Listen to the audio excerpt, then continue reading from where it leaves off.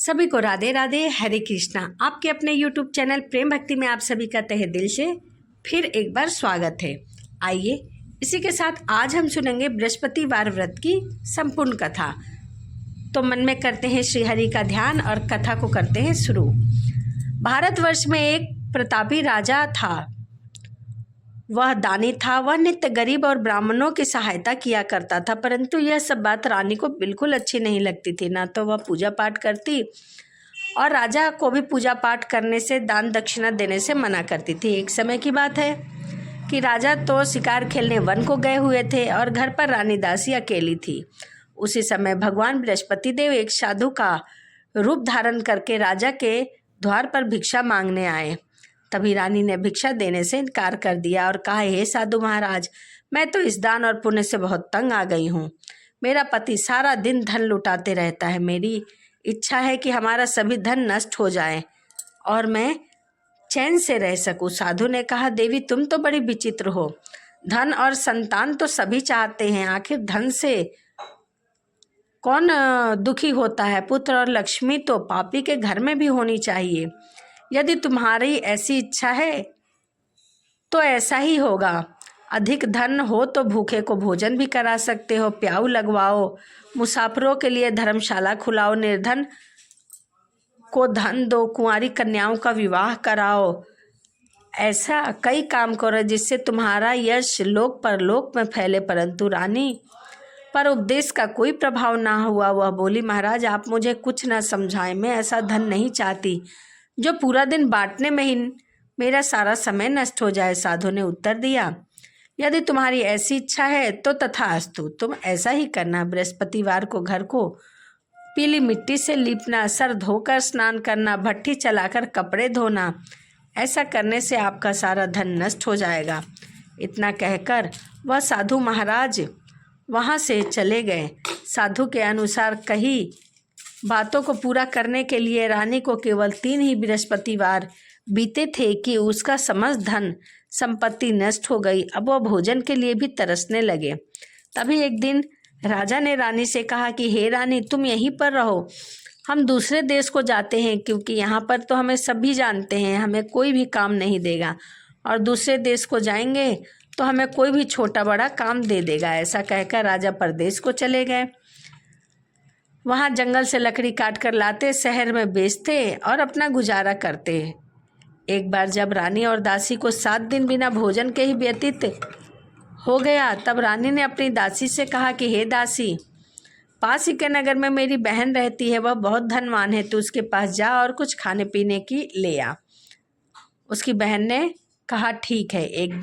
जब वह अपनी बहन के घर गई तो वह उस दिन गुरुवार का दिन था। रानी की बहन उस समय बृहस्पतिवार की कथा सुन रही थी। दासी ने रानी की बहन को कई बार कहा, परंतु रानी की बहन ने कोई उत्तर नहीं दिया। जब दासी को रानी की बहन ने कोई उत्तर नहीं दिया तो उसे बहुत दुख हुआ और क्रोध भी आया। फिर वह घर वापस चली गई और आकर रानी से बोली कि रानी, आपकी बहन तो सुनती भी नहीं है। मैंने उन्हें कई बार बोला, परंतु उन्होंने कोई जवाब नहीं दिया। उधर रानी की बहन ने सोचा कि मेरी बहन की दासी आई थी, परंतु मैं उससे नहीं बोली तो वह दुखी हुई होगी। कथा सुनकर पूजा समाप्त करके वह अपनी बहन के घर चली गई और कहने लगी कि हे बहन, आज बृहस्पतिवार का दिन था, तुम्हारी दासी मेरे घर गई थी, परंतु जब तक कथा पूरी नहीं होती तब तक ना उठते हैं और ना बोलते हैं, इसीलिए मैं नहीं बोली। बताओ दासी, क्या काम था?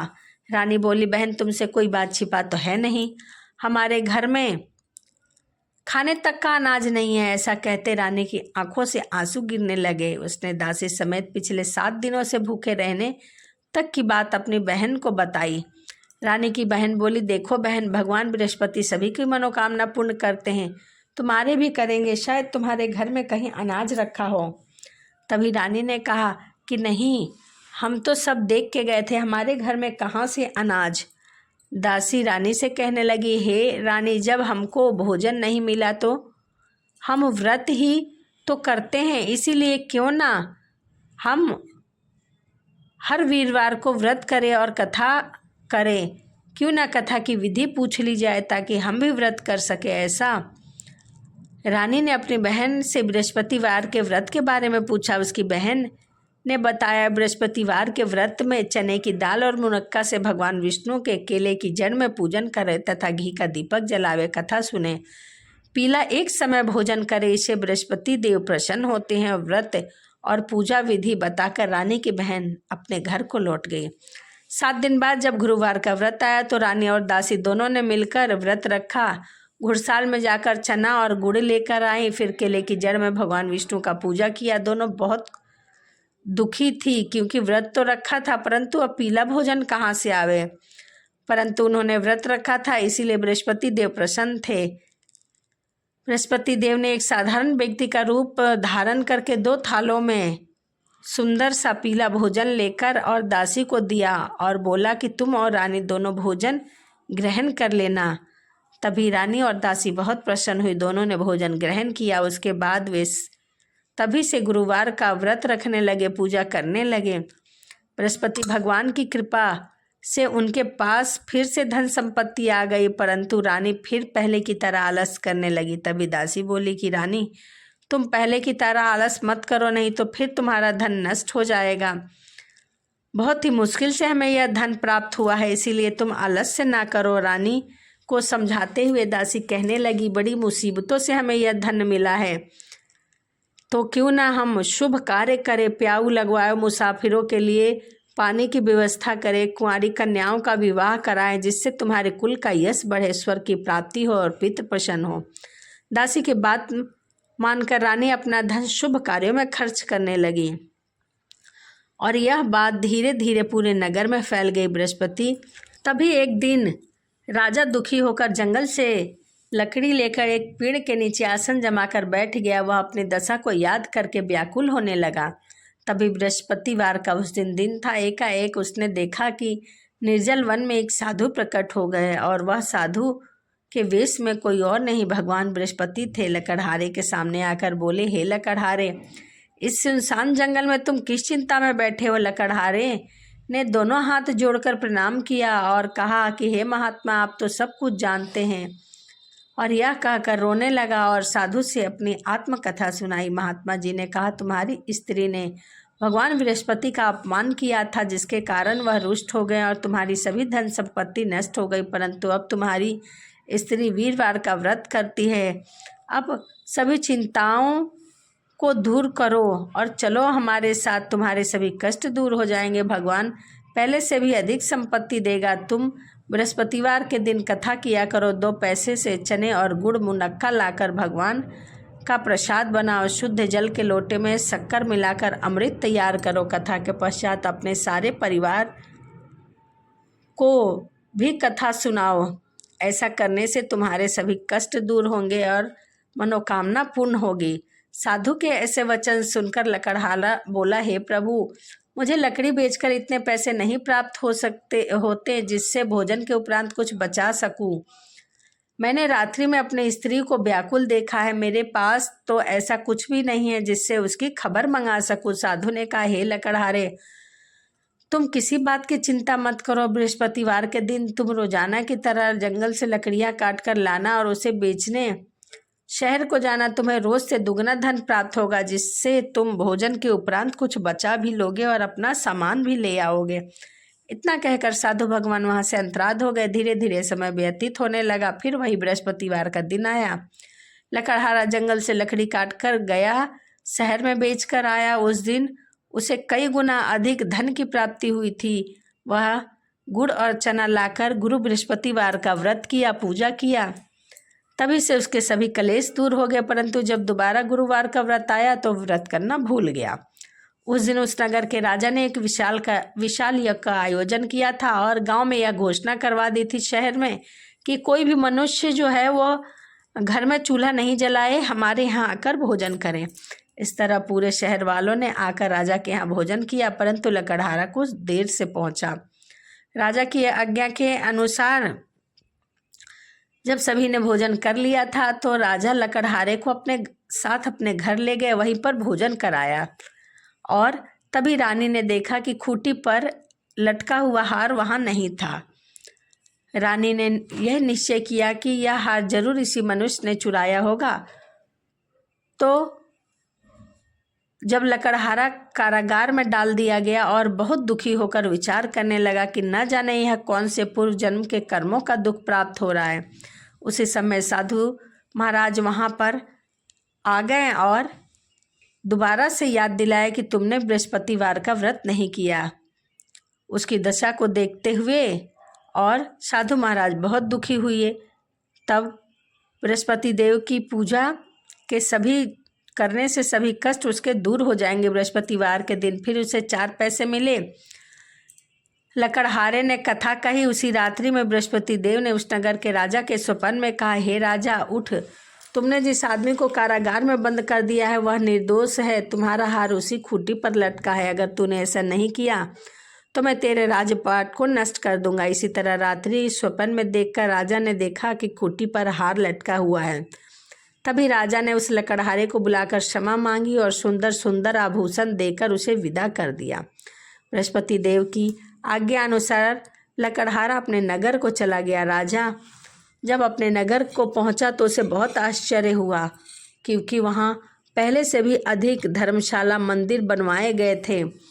राजा ने पूछा कि यह सब बाग बगीचे सब किसके हैं? सभी लोगों ने कहा यह सब रानी और बादी के हैं। राजा को बहुत गुस्सा आया, क्योंकि वह कितनी गरीबी हालत में छोड़कर गया था। तब रानी को इस खबर लगी कि राजा आ रहे हैं। तब उन्होंने बादी से कहा, हे दासी देख, राजा हमको कितनी बुरी हालत में छोड़कर गए थे। कहीं हमें देखकर वह दरवाजे से न लौट जाए। जा तू दरवाजे पर खड़ी हो जाए। राजा आए तो उन्हें अपने साथ लिवा लाना।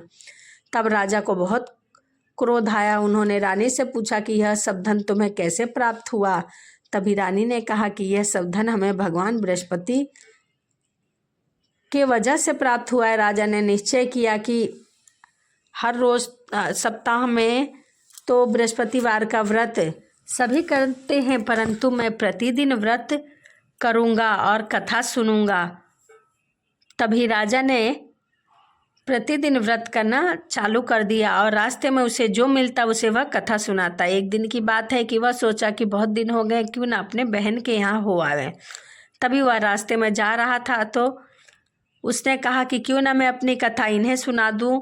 तो उन्होंने लोगों से बोला तो लोग बोले कि हमारा तो आदमी मर गया है, इसको अपनी कथा की पड़ी है। परंतु कुछ आदमी बोले कि अच्छा चलो हम तुम्हारी कथा सुन लेंगे।